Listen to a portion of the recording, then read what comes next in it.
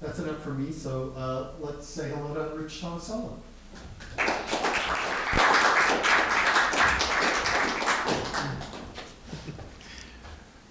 How's it going, guys? Good? Yeah? Okay. Thank you, John. I appreciate that. Yeah, I'm a fairly enthusiastic guy.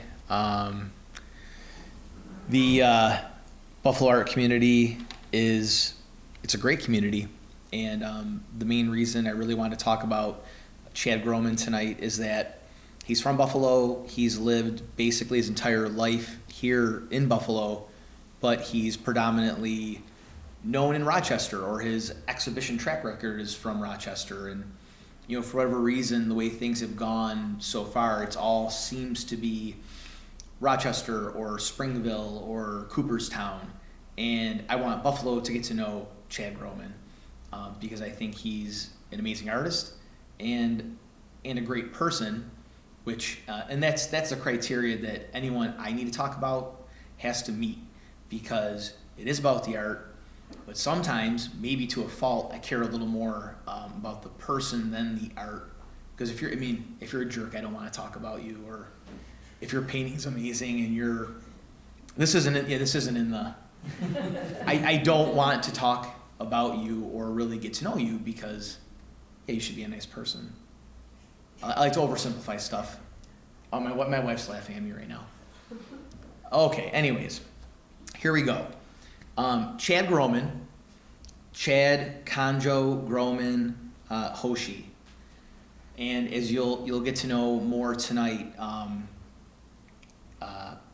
Kanjo and Hoshi are Chad's Buddhist Priest titles that he's acquired over time. Buddhism is a huge part of Chad's life. It is Chad's life. It's not a huge part of it. Chad is a Buddhist priest, and I think that's evident in his work, or the progression of the work that we're going to see that really stands out. And for me, I'm not familiar with that world per se. Whatever I know about Buddhism is what I've seen growing up, or in the media, or books I've read, or so really talking with Chad was an education. And we did talk a lot about his art, but we talked a lot about his life and him as a person. So you'll get to see art, and I will talk a little bit about Chad's art, but you'll really, I think, get a good vibe about him and where he's coming from. So yeah, here we go, guys. Let's see how this works out. This particular piece, I know from speaking with Chad. He's been here. He's been to this cave, and I hope Chad in Japan. Yes. Yes. Okay. One of the Buddhist educational pilgrimage trips that Chad's taken over the years. He's painting that scene. Chad. Besides being, he's sort of part folk artist, part landscape painter. Those are a huge part of what Chad does. Another landscape here, and to me, it's whimsical. I just love it. Stylistically, I love it. One thing I want to put out there right at the beginning here too is this. I sort of realized after talking with Chad, I thought about all the questions I didn't ask him, and I sort of, I chuckled to myself. I sort of laughed. I didn't talk a ton about artistic styles. When I talked to Chad about influences on his life, we talked more about, educators in his life, and not necessarily artists that have influenced him. So again, it was more about that personal. This professor or this high school teacher influenced me in this way. Less so about who's your favorite artist, how do you define your style, what medium do you use. So again, either I guess that's not important to me, or his work just speaks to me and I don't really need to know all the rest, if that makes any sense.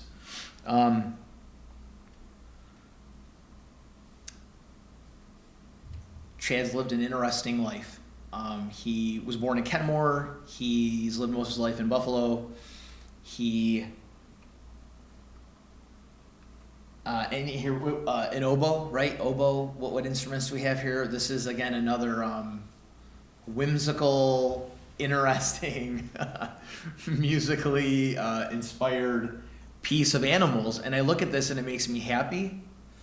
And you know, sometimes when I look at art, it just feels good to be happy looking at it. He's lived in Hamburg and in other areas of Western New York. But again, at the beginning of the talk, I think I mentioned he has shown mostly in Rochester, so this is a nice opportunity for us to get to know Chad.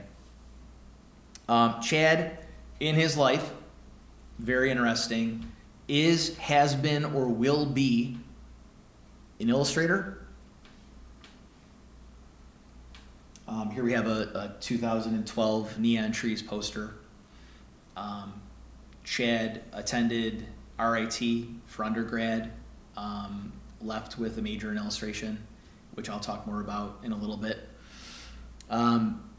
He is or has been an illustrator, a landscape painter, a tattoo artist, a father, a husband, clothing, apparel, design, patterns for the NFL, for Adidas, illustrations for ESPN. I include these because they're interesting. You know, maybe you wouldn't expect that. Of course, I know what an illustrator is, but I love seeing, I guess, the jobs and the things that Chad has done, you know, as opposed to his paintings or other artwork that he's made. A swing dancer, college lecturer, a Nichiren Buddhist priest.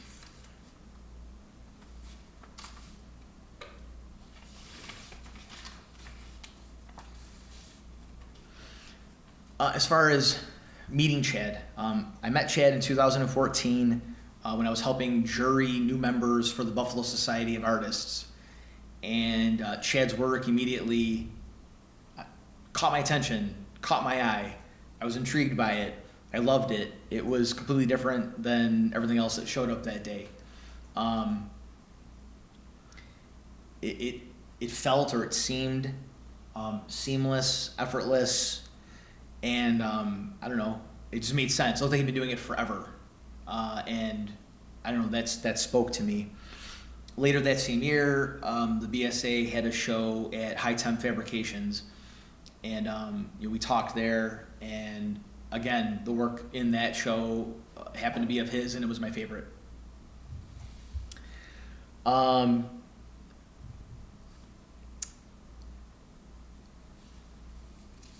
A little more background, because again, I grew up also in mostly, well, Buffalo, Kenmore, town of Tonawanda, and I want to get a little bit of background on Chad's childhood, growing up, you know, experiences, things like that. What I found interesting, his father was a pinstriper, pinstriping vehicles. Trucks, cars, motorcycles, anything that needed a pinstripe. Whatever you needed pinstriped, Chad's father could pinstripe it for you. Chad's father is an identical twin. So his uncle, you know, then obviously looks like his dad. Just wanted to, in case you need help with that one. That was ridiculous, I understand. Whatever. But it's interesting. Hope he's okay with me saying this. I believe that he is. His parents split up when he was really young. They got back together when he was in high school, and they're still married. And I thought, just again, you know, that's not, that's a somewhat rare occurrence, and I guess I got a kick out of that. It worked out in the end. For people that have lived in Buffalo for a long time, perhaps you remember Try Graphics on Virginia Street. That's a shop that Chad's uncle owned. And when Chad was in high school, he did a number of line drawings, schematics, and some things that were sent off to Fisher-Price. So Chad actually had a connection at a pretty young age, even in that sort of simple way with Fisher-Price, and that it becomes a pretty big part of his life as he gets older. A story that Chad shared with me, and I invited him tonight. I think a lot of us know Russell Ram, a established local Buffalo artist. Chad went to Sweet Home High School and had Russell Ram for all of his high school art classes. As an art educator myself, I loved hearing that and how much of an influence Russell was on Chad's life at the time. And how, again, the three biggest influences that Chad talked to me about were his high school art teacher, his undergrad professor, and his graduate professor. And that was, not everybody can say that. So that's a great thing that he had a positive experience with these people in his life. Out of high school, Chad was accepted at Pratt and RIT. He chose RIT where he went for his undergrad, majored in illustration like I talked about. And he had talked to me about a huge influence on his life was Bob Dorsey, a really well-respected illustrator.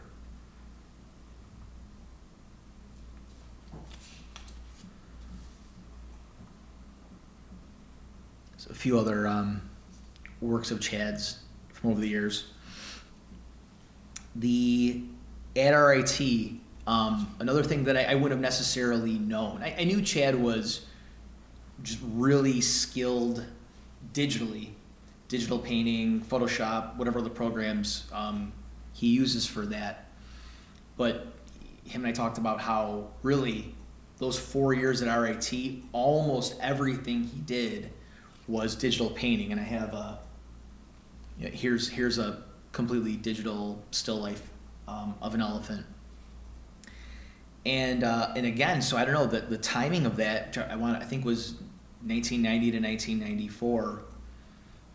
How early, I don't know what year Photoshop came out, but like how early in sort of that digital art being used in a fine arts capacity. I just found that really interesting. So it's almost like, and it also felt to me, and maybe I'm oversimplifying this, most times you learn that, which of course he did as well, but it almost felt like digital first, growing into more so hands-on, less digital, whatever term you want to put on it, which then occurred for him in grad school. But again, here's some other digital pieces that are beautiful. I don't know, maybe you can tell immediately looking at them that they are digital. I think these are great studies.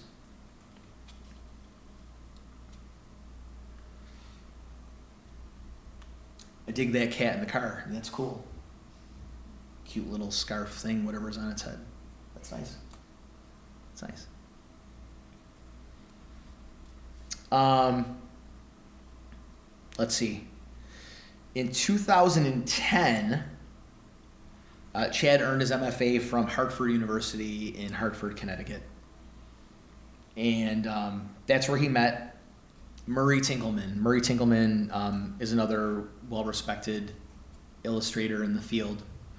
And it was with Murray Tinkleman, and if anybody here knows Murray or not, that Chad really did a complete 180. Hand-painted artwork. Besides his illustration work, essentially everything Chad's made since that point, since grad school, has more so been hand-painted and less digital. Which again, I don't know, I found interesting. Let's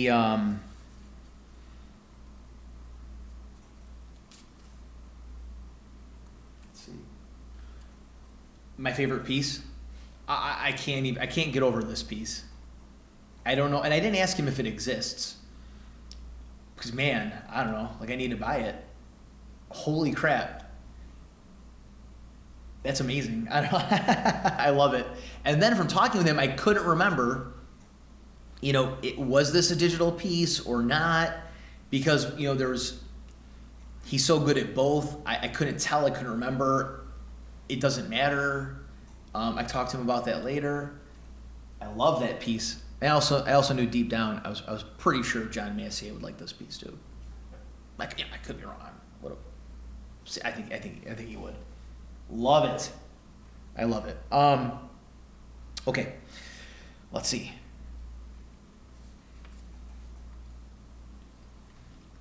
This particular piece brings us to a pretty big accomplishment in Chad's life.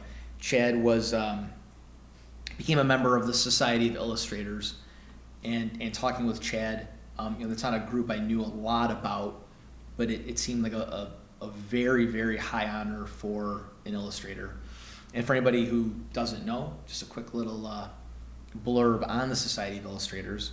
Founded in 1901, the Society of Illustrators is the oldest nonprofit organization dedicated to the art of illustration in the United States. This sort of felt a bit like a culmination of the that illustration aspect of Chad's life. And beautiful work, highly skilled, it's gorgeous. I love the color palette. It's great work. Great work.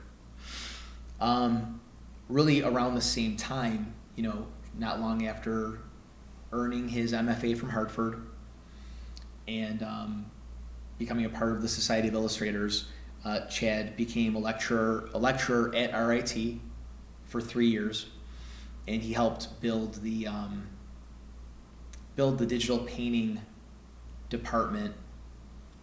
One of the main people, from the ground up, which again, that's quite an accomplishment, and just shows his level of skill and ability. And this, kind of going here with the just Society of Illustrators, I had to include this piece, another concert at the Fillmore.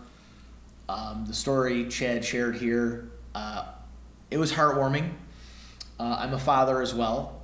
It tugged at the heartstrings, which you might not think that looking at it, but every little element and detail in here, I don't know, the numbers, the clock faces, the time that they're set to, it all pertains to his son Gray, and it's all for his son.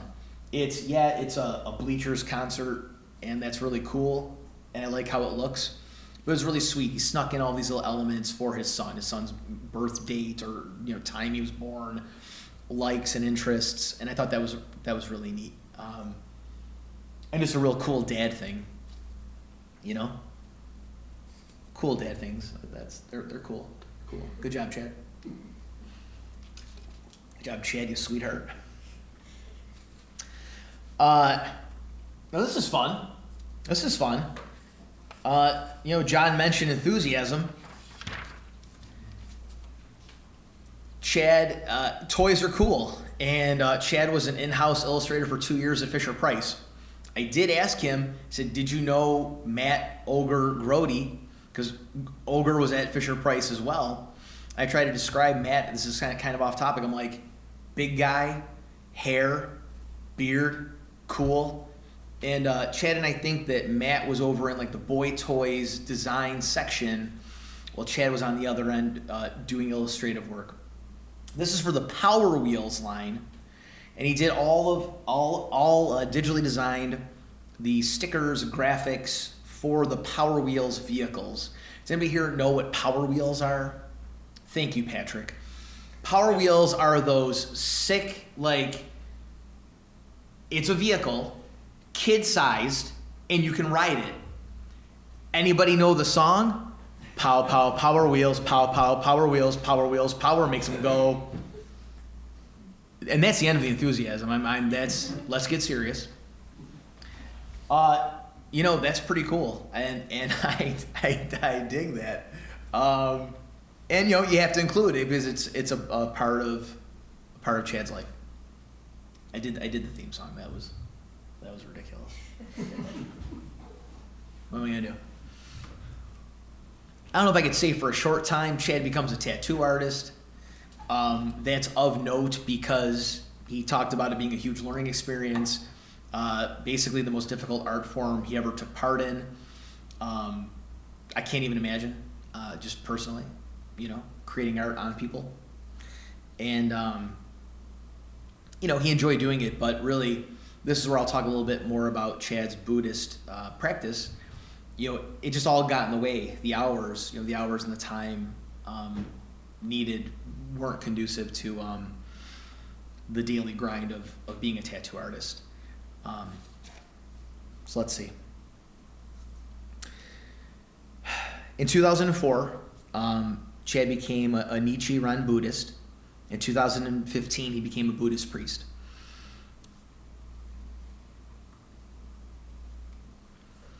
Chad's been to Japan several times on training and educational pilgrimages. During this time, I think the landscape really becomes, it's been prevalent in Chad's work for a long time, but I don't know, I feel like the Buddhist priest influence, training, life experiences just really, he's obviously really drawn to nature, and landscape is a big part of that. There's some really nice buffalo landscapes that we're coming to here in a minute.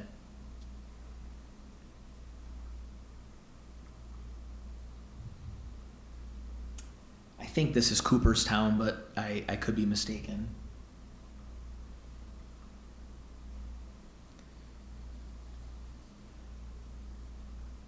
These are all hand-painted, these landscapes. July 5th celebration, Delaware Park, Buffalo, New York. Excuse me. I love this piece. I think it's excellent. Yeah, it's just really nice. Excuse me. My wife and I attended Chad and his wife Kristen's Buddhist wedding ceremony. It was one of the most beautiful things I've ever attended, and we were lucky to be a part of that and to share that experience with them. And if you never have, I guess try to get out to one.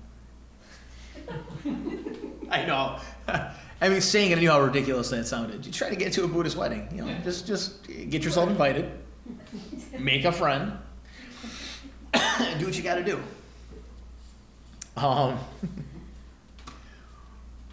What's Chad doing now?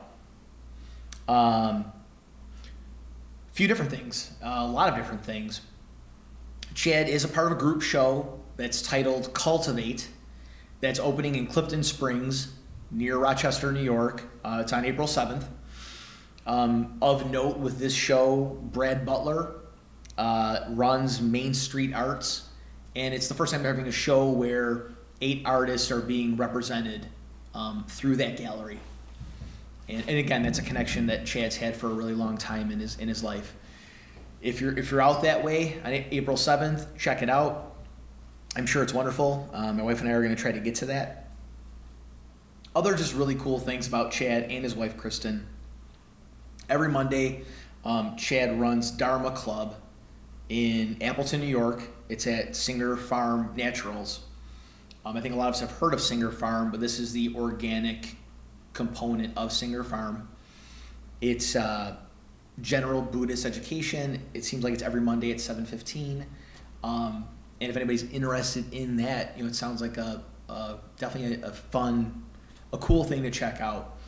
I've been to the farm a few times. It's beautiful there. Definitely worth checking out.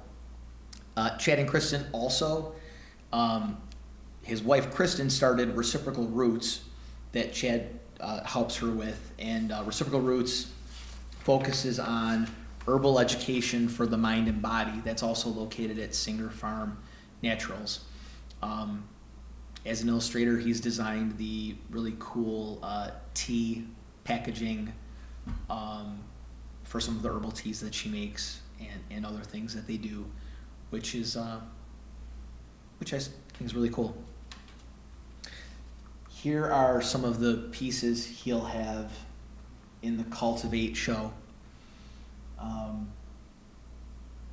I know there's some wood cutouts or stand-up wood painted on hand-painted wood pieces will be in the show. I love that Chad paints on really whatever's there, whatever he can, paper, cardboard. It doesn't really matter. Again, stylistically, I think I enjoy the work. What do we have here? I don't even know. Some like cat skeleton lady in the sky. And it's weird. It's weird, but it's cool. I like it.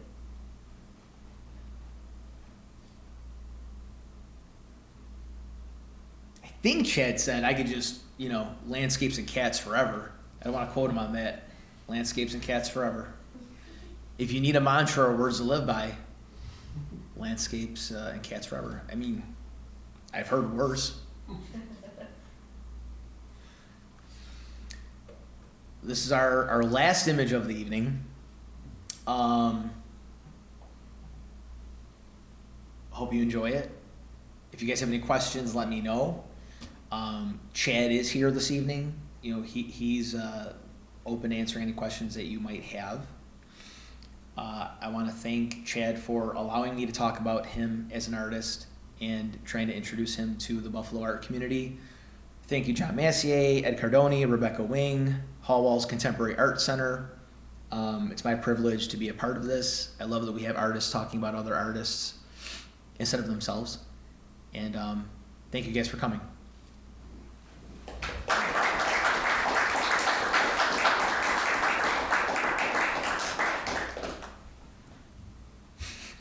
Okay.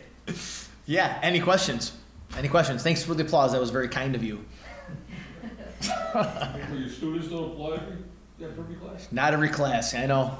Believe it or not, it's crazy.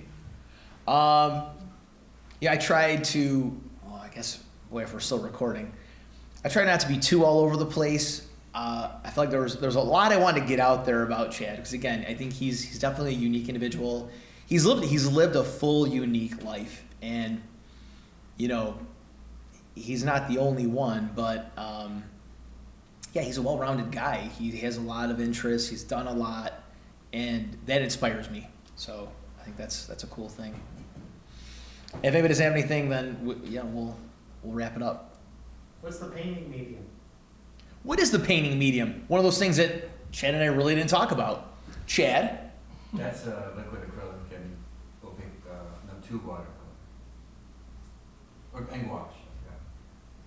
Wash acrylic and tube watercolor. That styles generally. Sal, do you have a question? Yeah. Okay. So, why cats? Yeah, no. Kind of. You said, why can't?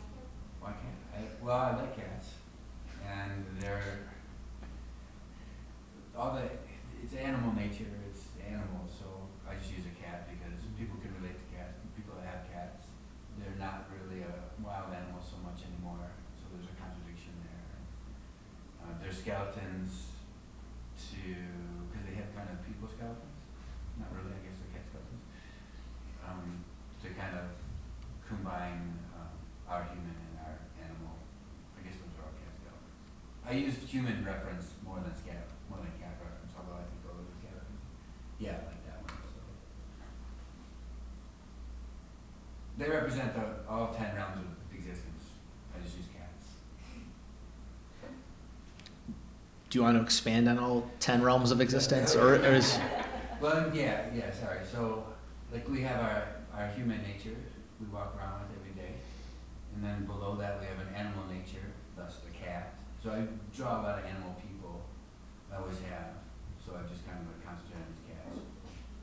Below that is you start to get into like the fighting demons and hungry spirits, hungry ghosts, and then hell, and then you go the other way into more beneficial behaviors. From a Buddhist standpoint, the highest being Buddha, and then there's Pataki Buddha and Bodhisattva. So there's other realms. So it's just being good and bad throughout our day, and we experience that. Most people experience that throughout their day. We just define it as a realm. It's a longer discussion. No, that helped though. Yeah, no, thank you. So what's it like to bounce back and forth between the commercial field and the more personal fine art work? It's pretty, I think it's pretty easy because I think teaching helped, work in a lot of different mediums. So I'm working for the Fillmore mostly now, and they pretty much just let me do whatever I want to, but to the extreme, as long as I don't really know as long as I get it done. So they are happy that I can work in different ways, so I can do consecutive posters and look like two different people did it. So it's okay to bounce back and forth, and I'm just more traditional now than digital. So the last poster was digital, and the last poster that they play on Saturday, that's traditional. Friday's digital, Saturday's traditional. Yeah.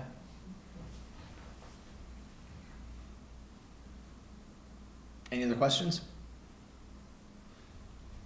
Thank you, Chad. Thank you.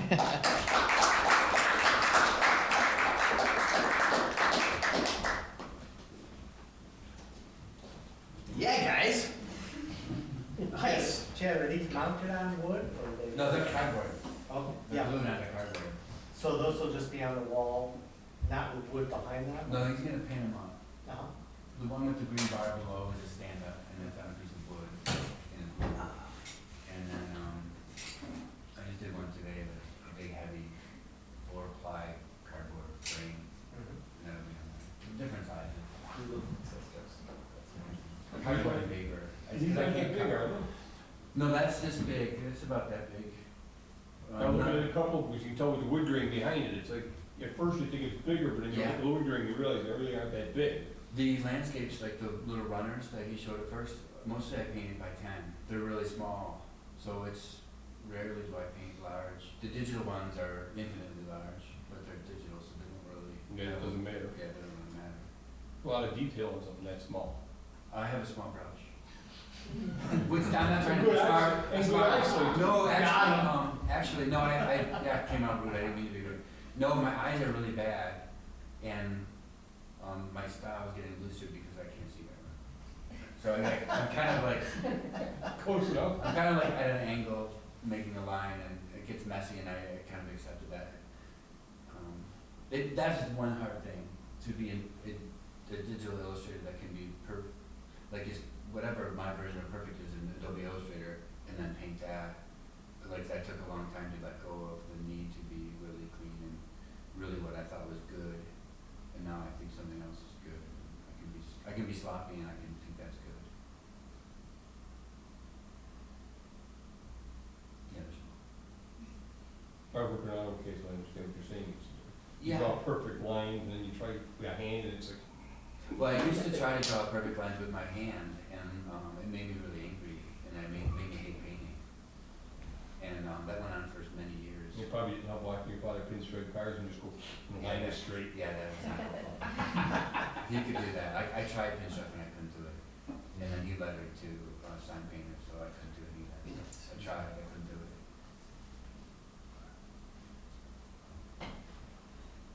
Well, thanks, Rich. Yeah, Chad. Thank you. Okay. Right on. Seems like it got more colorful later. The earlier stuff seems more like a muted color. Yeah, I You had only, like a couple bright spots, but the palette was pretty, the later stuff was all just bright. I'm trying, well, but. That's after we got married.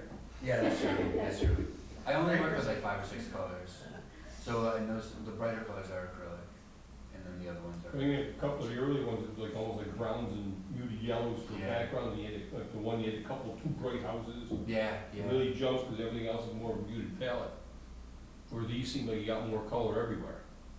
Yeah, well, he's right, I'm happier now. That always helps, right? Yeah.